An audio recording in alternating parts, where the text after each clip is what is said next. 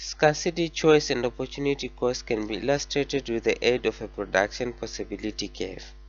Let's consider a small town whose main foods are potatoes and fish.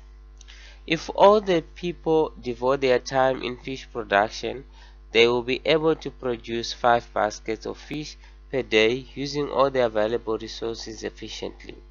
Likewise, if they devote all their labor in potatoes production, they will only be able to produce 100 kgs of potatoes per day using all the available resources efficiently.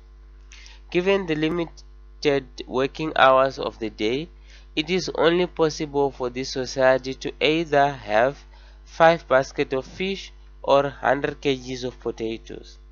But in each case, they will have to sacrifice the production of the other good, meaning they cannot have 5 baskets of fish and 100 kgs of potatoes per day. Therefore, the only way they can have a meal that includes fish and potatoes, like fish and chips, is through shifting some of the resources towards fish production whilst other goes towards potato production. The schedule below shows the different combinations that can be produced by the small town fully utilized resources per day. If the people decide to produce combination D, in which they will obtain 3 fish and 70 kgs of potatoes per day, it then simply means they have to forego something in order to gain something.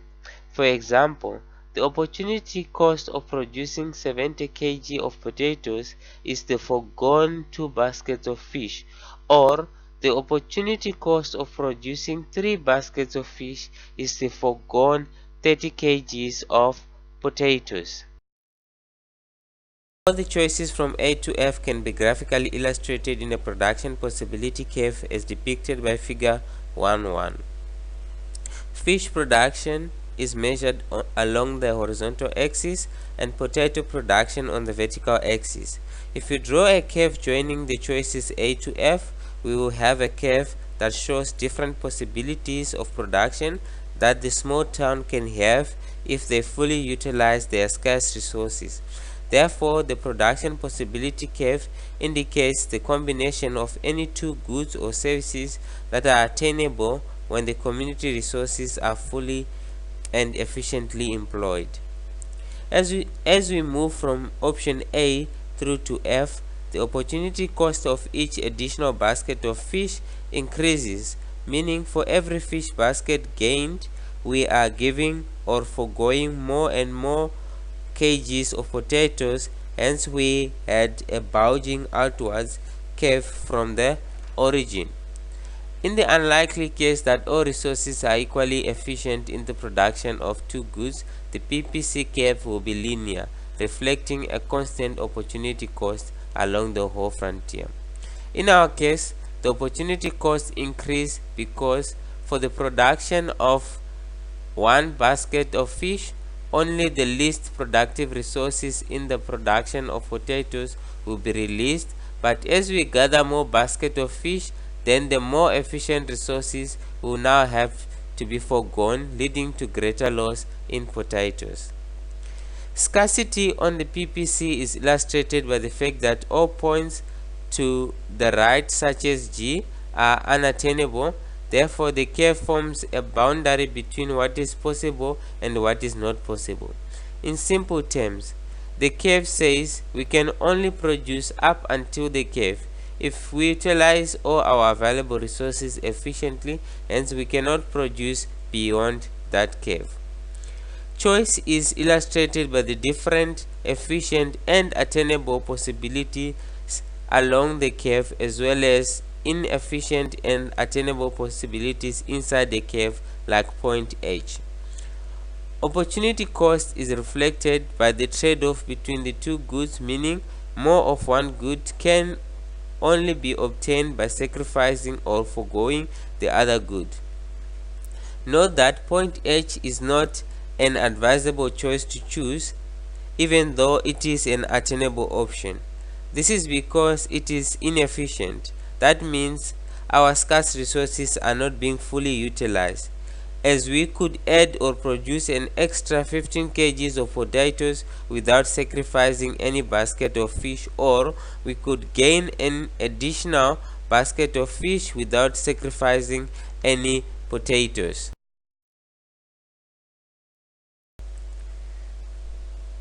Therefore, the production possibilities curve indicates the combinations of any two goods or services that are attainable when the community's resources are fully and efficiently employed. In any economic system, the first challenge is to produce one of the maximum attainable combinations of goods and services, also called potential output.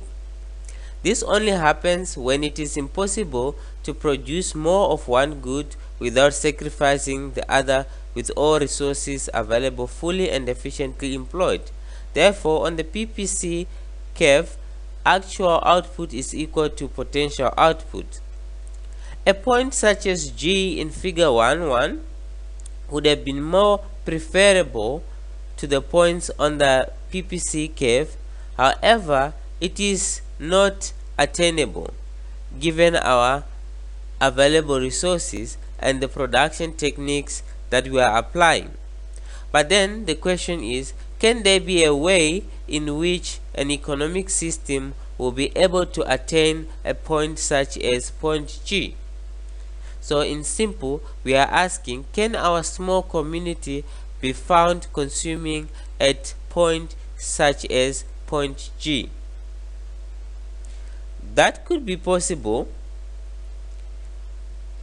if, through the efficient employment of our scarce resources, there may be an increase in the quantity and quality of the available resources, as well as an improvement in the production techniques.